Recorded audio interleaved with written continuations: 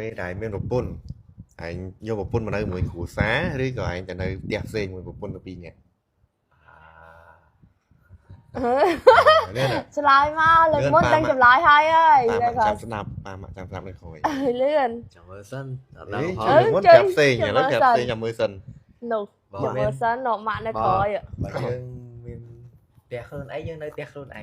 អើយនៅផ្ទះខ្លួនឯងទៀតចានៅផ្ទះនេះមែន បើយើងអត់ផ្ទះយើងនៅផ្ទះមួយប៉ាម៉ា អូចាប់បាត់ហើយបងប្អូន ចាំពេលឯងមានផ្ទះឯងទៅ ម៉ាក់លឺអត់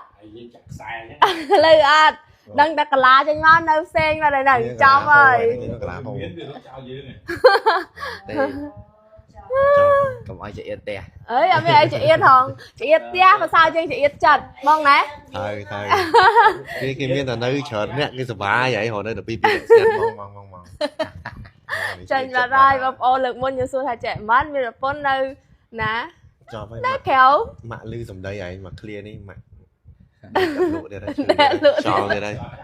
ខ្យល់ចាប់ហើយអត់ចិត្តបាត់ហើយបងប្អូនទាំងអស់គ្នានេះថាគេថាមានប្រពន្ធក៏នៅរួមហ្នឹងគេនៅបែកចឹងហ្នឹងកាឡាចេញមកចាប់បាត់ហើយហ្នឹង ទៅតែខ្លួនតែចិត្តយើងនៅផ្ទះ 34សប្តាហ៍អាអូនគីឡូ2គីឡូper ខាំអញ្ចឹងអូនមាន challenge លេងមួយបាយ មានហ្គេមលេងទៀតណា លេងហ្គេមងាយស្រួលហើយបាយបានកដោធំទៀត ដាក់មកហ្គេមមិនគេលេងទេ អូខេ ឲ្យពាក់ព័ន្ធមួយកូន អូខេឥឡូវ ហៅហ្មង ហ្គេមស្រួលឯងឲ្យបងឯងស្មានគីឡូកូនថានៅពេលដែលអូនសម្រាលតើអាចគីឡូកូនកើតក្នុងគីឡូប្រហែលគីឡូ ហើយបងឆ្លើយត្រូវ បើបងឯងឆ្លើយត្រូវខុសហើយគ្នាមួយខាំពីរខាំអូនក៏ឲ្យបងឯងត្រូវដែរឲ្យតែបងឯងឆ្លើយត្រូវប្រហាក់ប្រហែល ញាក់ហ្មងណាឥឡូវ34សប្តាហ៍ 34សប្តាហ៍ 2គីឡូ 2គីឡូper ខាំតើពេលដែលអូនគ្រប់ខែគីឡូអូនស្មើគីឡូប៉ុន្មានទាយ 2គីឡូ ហើយបងប្អូនចាំធ្វើសាកសីណា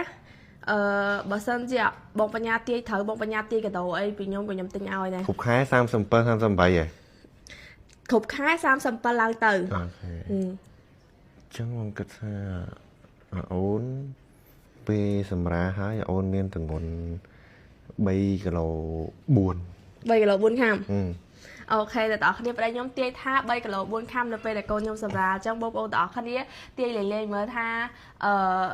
អាអូនក្នុងពោះខ្ញុំពេលសម្រាលប្រហែលគីឡូហើយបើសិនជាទាយត្រូវនៅពេលដែលខ្ញុំសម្រាលហើយខ្ញុំនឹងចែករោពោះធំទៅបងតែគាត់ខ្វះខាតរោពោះធំព្រោះសារខ្ញុំសម្រាលហើយគឺខ្ញុំត្រូវតាបើសិនជាបងអត់ប្រកាសគឺខ្ញុំឲ្យទាំងអស់ហ្មងព្រោះដោយសារតែខ្ញុំអត់ដឹងថាពាក់ទៅណាទៀតទេព្រោះអីខ្ញុំសម្រាលកូនហើយ ឥឡូវបងប្អូនខមមិនតាមខ្ញុំ3គីឡូ4